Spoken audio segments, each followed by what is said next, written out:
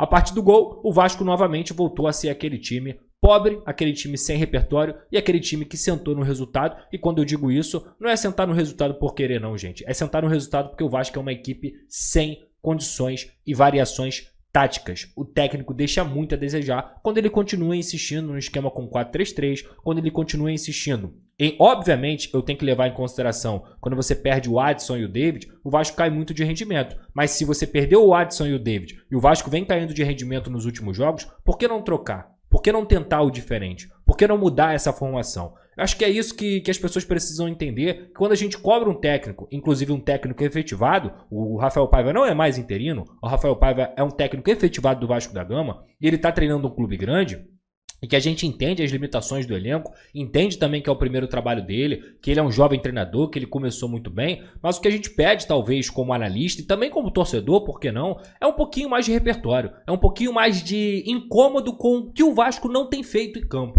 É poder priorizar um pouco mais o talento do que priorizar o medo de perder. Porque o Vasco tem sido um time que, depois que faz gol, tem medo de perder. Contra o Atlético Mineiro, acabou tomando o gol do Hulk. Hoje não tomou gol porque o Cuiabá é um time que está no Z4 do Campeonato Brasileiro, mas sofreu todos os riscos necessários para poder tomar o gol, assim como tomou contra o Juventude, por exemplo, dentro de São Januário, e o Vasco poderia muito bem ter perdido aquela partida, não fosse a grande atuação do goleiro Léo Jardim. Então o Vasco é uma equipe que depois que faz 1-0 recua, depois que faz 1-0, em vez de ficar com a bola, o Vasco simplesmente se livra da bola. O Vasco entrega a bola para o adversário e se for um adversário qualificado, mesmo não estando num bom dia, vai conseguir ferir o Vasco. O que aconteceu é que o Cuiabá não é um adversário qualificado, digamos assim. A posição do Cuiabá por si só fala-se na tabela. E aí o Vasco da Gama conseguiu aproveitar essa situação. O que não quer dizer que a atuação do Vasco nem de perto foi boa no segundo tempo. Foi uma atuação terrível, tão terrível quanto a do primeiro tempo. Principalmente porque, novamente, o Rafael Paiva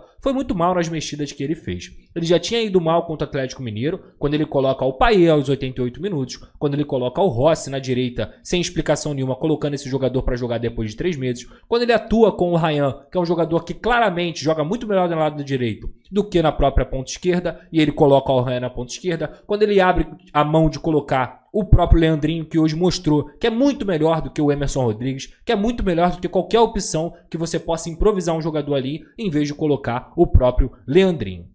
E aí o Vasco da Gama hoje fez algumas substituições novamente com o seu técnico totalmente incoerentes e que fizeram o Vasco sofrer um pouquinho ainda mais. Quando você coloca o Maxime Domingues, quando você coloca o próprio Jean Davi, que não jogou absolutamente nada, e aí você vem trazendo as peças à tona e simplesmente você opta por deixar o seu principal jogador, o seu principal craque, digamos assim, que estava no banco de reservas, um cara que poderia segurar a bola, que poderia reter a bola, conforme o Paiva disse, e você só opta por colocar ali aos 41 minutos, o que aconteceu? O Vasco foi pressionado pelo Cuiabá, o Vasco foi bombardeado, o meio-campo ficou completamente perdido, e eu nem digo isso pela entrada do Jair, tá? Eu acho até que o Jair, para voltar de uma lesão de 9 meses, fez um jogo totalmente ok, totalmente ok. O problema foram as entradas do Maxime, que entrou muito mais para correr e para brigar, as entradas do Jean Davi, que também não fizeram sentido algum, e aí o Vasco se tornou um time totalmente bagunçado nesse meio campo. E quando eu digo isso, gente, é muito triste a gente constatar que o Vasco hoje, novamente, poderia ter empatado ou até perdido para o Cuiabá pelo medo de priorizar o talento. O Vasco hoje tem medo de priorizar o talento.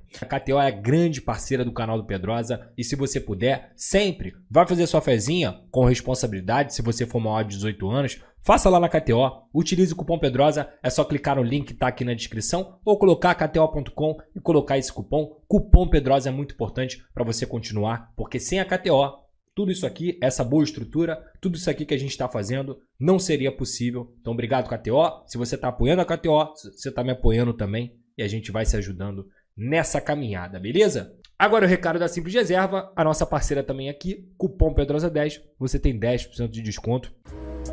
A Simples Reserva é a nova parceira do canal do Pedrosa e ela tem um conceito que o nome já traduz. Simples. É roupa de qualidade sem preço astronômico. Para mim, a ideia de estar bem vestido também é saber ser simples, onde quer que você esteja. Seja no trabalho, no lazer, com frio ou calor, é o que faz parte do seu dia a dia. E apontando a câmera do seu celular para esse QR Code aqui na tela ou clicando no link da descrição, você pode usar o cupom Pedrosa10 e ganhar 10% de desconto na Simples Reserva. Seja para homens, mulheres ou crianças, ficou fácil estar bem vestido e num preço bom também. Quer saber mais? Clica lá, vem comigo, tamo junto.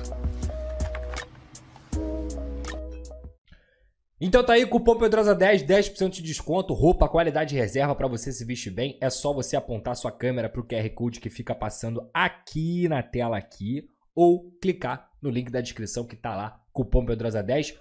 Um beijo pro João Vascaíno, cara que é o idealizador da Simples Reserva, e obviamente o Rony também, que é o dono da reserva, é vascaíno também. Então um abraço pra rapaziada aí, que me dá todo o apoio aqui no canal também, beleza?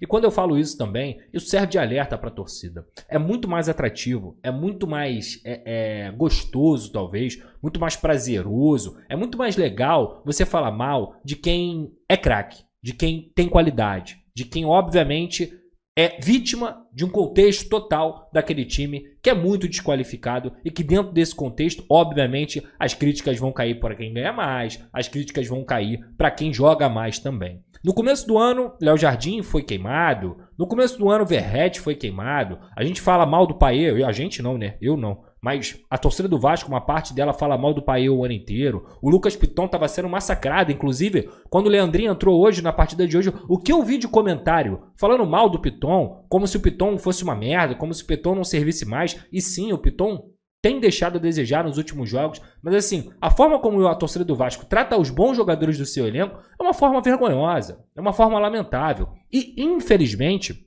não que o Paiva trate esses jogadores assim, mas infelizmente o Paiva ele vem priorizando a correria, ele vem priorizando o medo de perder, ele vem priorizando a falta de qualidade do que a qualidade. Porque em vez do Vasco ter um jogador em campo, quando sai o Felipe Coutinho, a substituição correta, não só nessa partida, mas também na partida contra o Atlético Mineiro, era colocar o Payet em campo. Por quê? Porque o Payet, mesmo mal, ele é muito acima dos demais. Porque o Payet, mesmo mal, tecnicamente, ele pode achar soluções dentro da partida, ele vai reter a bola de verdade, ele vai conseguir clarear a jogada e ele impõe respeito ao adversário. Ele impõe respeito. Coisa que o Maxime, coisa que o Jean Davi, com todo respeito a eles, nunca vão fazer. Nunca vão fazer. Então o Rafael Paiva, que não é a primeira vez que ele faz isso, é a segunda, terceira, quando ele prioriza o medo de perder em vez do talento, em vez de um jogador que pode te dar soluções técnicas, em vez de um jogador que pode segurar o jogo, que pode fazer inclusive você ter condições de, quem sabe, fazer o segundo gol, porque parece que é proibido. Muitas vezes eu acho que parece que é proibido o Vasco da Gama fazer o segundo gol dentro de casa. Gente, vamos nos pratos limpos aqui. Deveria ser obrigação do Vasco ter uma vitória confortável contra o Cuiabá dentro de casa. Todo jogo de Campeonato Brasileiro é difícil, a gente sabe muito bem. Mas se o Vasco não vai jogar bem e vai construir jogo, vai propor jogo, vai fazer um jogo decente contra o Cuiabá, o Vasco vai fazer um jogo decente contra quem? Contra quem? Me diz. Então assim, o torcedor que fica satisfeito, me desculpa, com essa mediocridade, cara, por quê? Por que tem que se contentar com essa mediocridade? Por que tem que sempre estar assim? Ah, meu Deus, tá bom, tá ótimo, tá tudo bem. Por quê? Eu não consigo entender. Não consigo entender. Por que o Vasco faz um gol e recua totalmente contra o Cuiabá dentro de casa, diante de 17 mil torcedores?